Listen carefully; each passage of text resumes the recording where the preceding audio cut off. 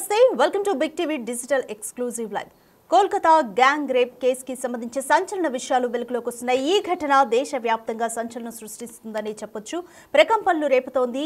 అయితే నిందితుడు మోనోజిత్ ఆ కాలేజీలో గెస్ట్ లెక్చర్ ఇవ్వడానికి 45 రోజుల పాటు పాఠాలు చెప్పడానికి వచ్చినట్లుగా తెలుస్తోంది. అయితే యువతితో పరిచయం నేపథ్యంలోనే ఆమెని తీసుకెళ్లి రేప్ చేయడానికి ప్రయత్నించినట్లుగా తెలుస్తుంది. అయితే రేప్ చేయొద్దని కాళ్లు పట్టుకున్నా కూడా యువతిని నిందితులు వదలలేదని తెలుస్తోంది. ఊపిరి ఆడడం లేదని హాస్పిటల్కు తీసుకెళ్లాలంటూ కూడా యువతి వేడుకున్నట్లు తెలుస్తోంది. అయితే వేడుకున్నా కూడా మృగాళ్లు కనికరించినట్లు తెలుస్తోంది. హాకీ స్టిక్ ను చూపించి ఈ నిందితులు యువతిని బెదిరించారు. ఒకరు రేప్ చేస్తుంటే మరొకరు వీడియో తీశారంటూ పోలీసులకు యువతి స్టేట్మెంట్ ఇచ్చింది. బాధితురాలి వాంగ్మూలంలో సంచలన నిజాలు బయటకొస్తున్నాయి. గది బయట ఇద్దరు కాపలాగా ఉన్నట్లుగా కూడా గుర్తించారు. తనను పెళ్లి చేసుకోవాలంటూ కూడా నిందితుడు మోనోజిత్ పట్టుబట్టినట్లుగా తెలుస్తోంది. అయితే బాధితురాలు అందుకు నిరాకరించింది. తాను వేరే వ్యక్తిని ప్రేమిస్తున్నానని చెప్పింది బాధితురాలు. అయితే దీంతో తీవ్ర ఆగ్రహంతో సెక్యూరిటీ గార్డ్ రూమ్కి తీసుకువెళ్లి యువతిని బలవంతంగా లాక్కెళ్లారు. మోనోజిత్తో పాటు ఈ అఘాయిత్యానికి అతని ఫ్రెండ్స్ కూడా పాల్పడ్డట్లు తెలుస్తోంది. జయీబ్ ప్రమీద్ ముఖర్జీ అనే నిందితులు కూడా ఇందులో భాగమైనట్లు తెలుస్తుంది. కాలేజీ మెయిన్ గేట్కి తాళం వేసి మరి ఈ అఘాయిత్యానికి పాల్పడ్డారు నిందితులు. అయితే యువతి మెడపై గీతలు ఘాట్లు కనిపిస్తున్నాయి. శరీరం పైన బలమైన గాయాలు, గోరు గీతలు ఉన్నట్లుగా డాక్టర్లు గుర్తించారు. ముగ్గురు నిందితుల్ని పోలీసులు అయితే అదుపులోకి తీసుకున్నారు.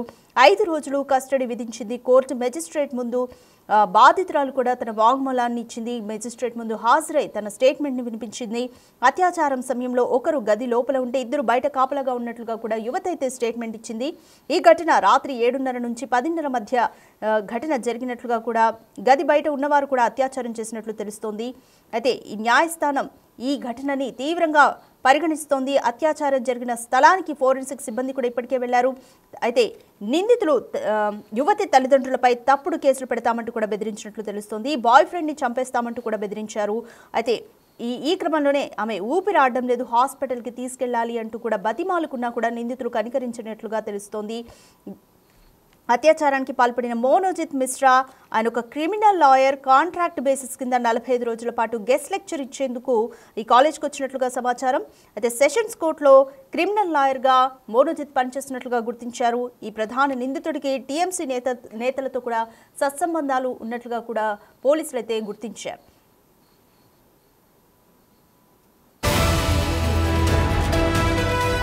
మోర్ డీటెయిల్స్ మా ప్రతినిధి శివ అందిస్తారు. Right Shiva, Kolkata gang rape కేసుకి సంబంధించి అంటే ఇదివరకు జరిగిన డాక్టర్ గ్యాంగ్ రేప్కి సంబంధించి కూడా ఆ విషయాన్ని మర్చిపోకముందే మళ్ళీ కోల్కతాలో ఇంకొక ఘటన, అది కూడా లా కాలేజ్లో జరిగింది. మోనోజిత్కు టీఎంసీ నేతలతో కూడా సంబంధాలు ఉన్నట్లుగా తెలుస్తుంది. అయితే కంప్లీట్గా ఈ కేసుకి సంబంధించి డీటెయిల్స్ ఏ విధంగా ఉన్నాయి?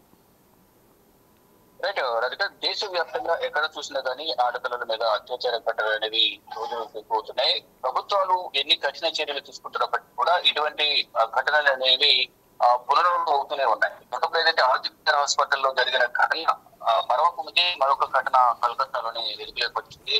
కోల్కతాలో ఒక లా స్టూడెంట్ పైన సహచర విద్యార్థులు, ఓల్డ్ స్టూడెంట్ కలిసి సామూహిక అత్యాచారానికి పాల్పడ్డారు. ఇక ఈ అత్యాచార ఘటనకు సంబంధించి ఈ కోల్కతా గ్యాంగ్ రేప్ కేసులో సంచలన విషయాలు అయితే బయటకు వస్తున్నాయి. ఎవరైతే బాధితురాలు ఉన్నారో, బాధితురాలు రేప్ చేయొద్దని కాళ్లు పట్టుకుని వేడుకున్నా గానీ నిందితులు అనేవారు ఎవరు కూడా యువతిని వదలలేదు అనేది కూడా పోలీసుల విచారణలో కోర్టులో కూడా యువతి చెప్పినట్టు తెలుస్తుంది. హాకీ స్టిక్ ను చూపించి మరి యువతిని బెదిరించి నిందితులు రేప్ చేశారు, ఒకరు రేప్ చేసుకుంటే మరొకరు కూడా వీడియో చిత్రీకరించారనేది కూడా బాధితురాలు పోలీసులకు ఇచ్చిన స్టేట్మెంట్ లో వాంగ్మూలంలో నిజాలను పోలీసులకు తెలియజేసింది. అంటే లా స్టూడెంట్ విద్యార్థుల పైన అత్యాచార ఘటన జరిగిన తర్వాత యువతి పైన మెడపై ఘాట్లు అలాగే చేతలు, శరీరంపై బలమైన గాయాలు, గోరికలు కూడా వైద్యులు ఇటు విచారణలో భాగంగా పోలీసులు కూడా గుర్తించారు. ముగ్గురు నిందితులను పోలీసులు అరెస్ట్ చేసి ప్రెసిడెంట్ రిమాండ్ కు తరలించారు. కోర్టులో హాజరుపరిచిన తర్వాత మెజిస్ట్రేట్ ముందు హాజరై బాధితుల వివరాలు వెల్లడించిన నేపథ్యంలో నిందితులకు 5 రోజుల కస్టడీ పోలీసుల కస్టడీ ఇచ్చారు. పోలీసుల కస్టడీలో అనేక విషయాల్లో కూడా వారి నుంచి రాబట్టే అవకాశం కనిపిస్తుంది. ఇక అత్యాచారం సమయంలో ఒకరు గది లోపల ఉంటే మరికొంతమంది ఇద్దరు బయట కాపలాగా ఉన్నట్టు కూడా బాధితురాలు స్టేట్మెంట్ ఇచ్చింది. అంటే రాత్రి సమయంలోనే ఈ ఘటన జరిగిందనేది చెప్తున్నారు. అంటే రాత్రి 7:30 నుంచి 10 గంటల 30 నిమిషాల మధ్యలో ఈ 3 గంటల వ్యవధిలోనే ఈ ఘటన జరిగింది అనేది కూడా పోలీసులకు యువతి స్టేట్మెంట్ ఇచ్చారు. గది బయట ఉన్న వారు కూడా అత్యాచారం చేసినట్లుగా పరిగణించాలనేది న్యాయస్థానం చెప్పినట్లు తెలుస్తోంది. అత్యాచారం జరిగిన స్థలానికి ఫోరెన్సిక్ సిబ్బంది కూడా వెళ్లారు. అక్కడ సిచ్యువేషన్ గానీ అక్కడున్న కొన్ని ఆనవాళ్లను కూడా సేకరించినట్టు తెలుస్తోంది. ఏదైతే బాధితురాలు ఉందో బాధితురాలు పెళ్లి చేసుకోవాలంటూ కూడా ప్రధాన నిందితులు మోనోజిత్ పట్టుబట్టినట్లుగా కూడా చెప్తున్నారు. ఆ పెళ్లికి అంగీకరించిన నేపథ్యంలోనే బాధితురాలు నిరాకరించింది.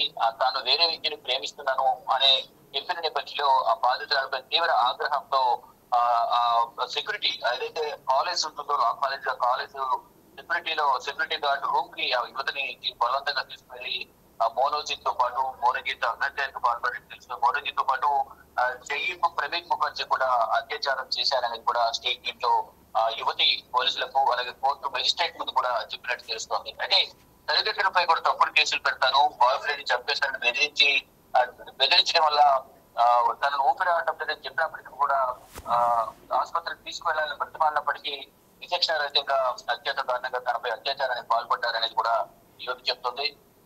అంటే మోనోజిత్ ఎవరైతే అత్యాచారానికి పాల్పడిన మోనోజిత్ క్రిమినల్ లాయర్, అంటే కాలేజ్ సంబంధించిన old student plus contract base మీద 45 రోజుల పాటు పాఠాలు చెప్పేందుకు వచ్చినట్లు కూడా సమాచారం అయితే ఉంటుంది.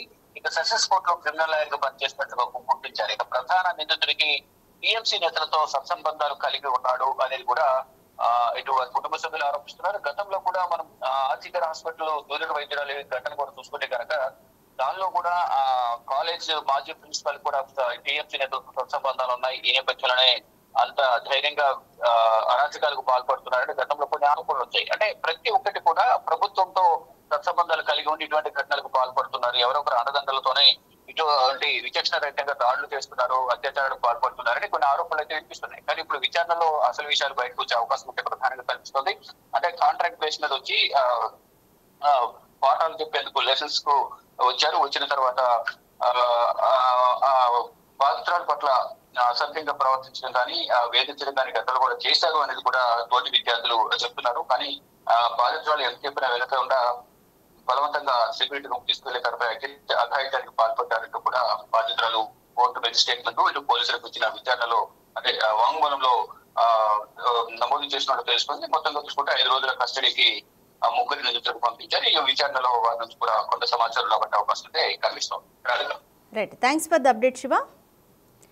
కోల్కతా గ్యాంగ్ రేప్ కేసుకి సంబంధించి ముగ్గురు నిందితుల్ని కూడా పోలీసులు అదుపులోకి తీసుకున్నారు.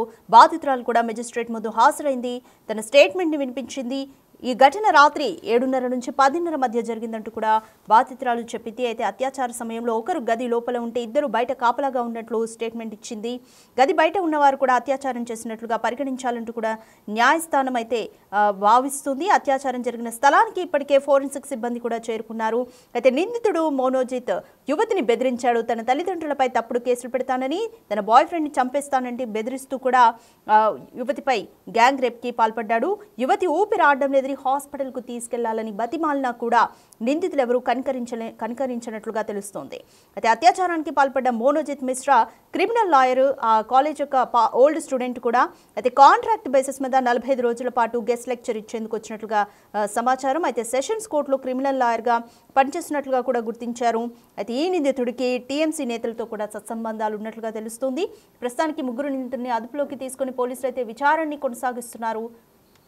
చూడాలి కేసులో ఫర్దర్గా ఎలాంటి పరిణామాలు చోటు చేసుకుంటాయన్నది.